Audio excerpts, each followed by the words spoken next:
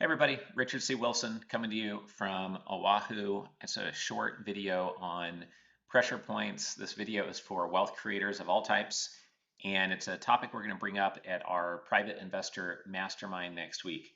It's a combination of several different concepts at once. First is Peter Thiel's claim that extreme focus is a superpower.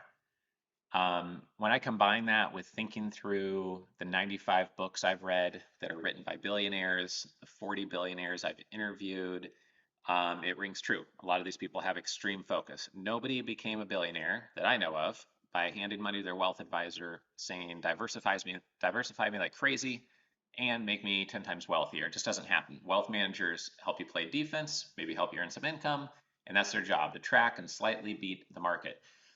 You combine that with Warren Buffett's statement that diversity, in the way that most people use it, is a shield against ignorance because it doesn't make a lot of sense if you really know what you're doing.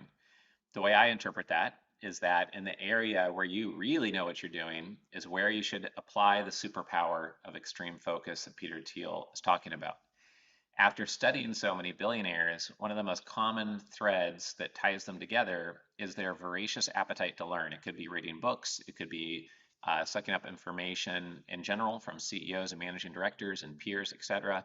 But they are thirsty to learn more. As Mark Cuban says, it's not about all the capital and all the connections.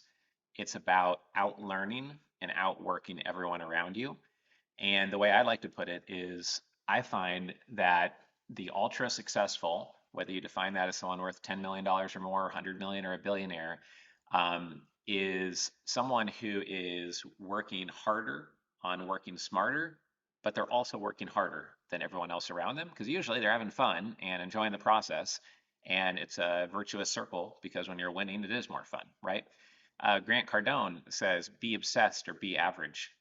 Um, I think that all of these things are very much connected. And when I think about how do you be obsessed, how do you have extreme focus, how do you really move the needle and scale something massively, the reality is you can only put pressure on so many points. I think a lot of us as CEOs have tried before having 9 different, 12 different goals and priorities, and it's hard to put full pressure on all of those. Peter Thiel also says that focus is a convex curve, and that you need to finish what you started and go really deep with one thing before you spread yourself out over many different projects.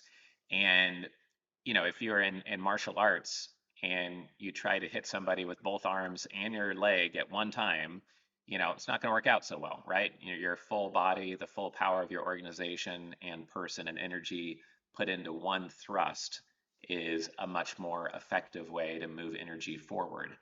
And so when you're thinking through that, what's interesting is to say to yourself, okay, what is my main thrust right now? Where should I have extreme focus?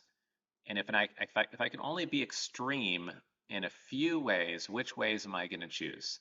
Personally, I'm trying to focus on being ultra healthy, being the best dad and husband I can, having the most fun year of my life every year. There's some personal goals to keep me well rounded and happy in life.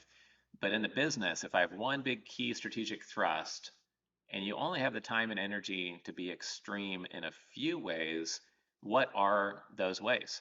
One way of being extreme is not reading any books by anybody unless that book author is a billionaire. So I'm getting unfiltered advice from billionaires, not books about billionaires, but from them. I'm interviewing 100 billionaires. I'm producing more video content than I ever have before. I'm also trying to grow our investor club to be the best investor club that's ran in the world with in-person meetings.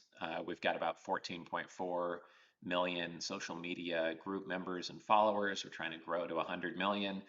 Those are the pressure points that I'm pushing on right now. And so figuring that out for yourself, where should your extreme focus be? What are the pressure points on your number one strategic thrust? I think this is a really important topic to meditate on, to think on, to come back to over and over again, and then to post on a sticky note or put on a one pager that you read every morning when you wake up what that strategic thrust is and what pressure points you're going to be pushing on. If you don't have a strategic thrust or you have 9 of them, it's just the same as having none. And if you haven't identified those pressure points, there's no way to be extreme and in a consistent way that other people will appreciate, that adds value, that helps you scale, and helps you get to your end goal. So I hope that is helpful to a few CEOs, business owners, investors out there.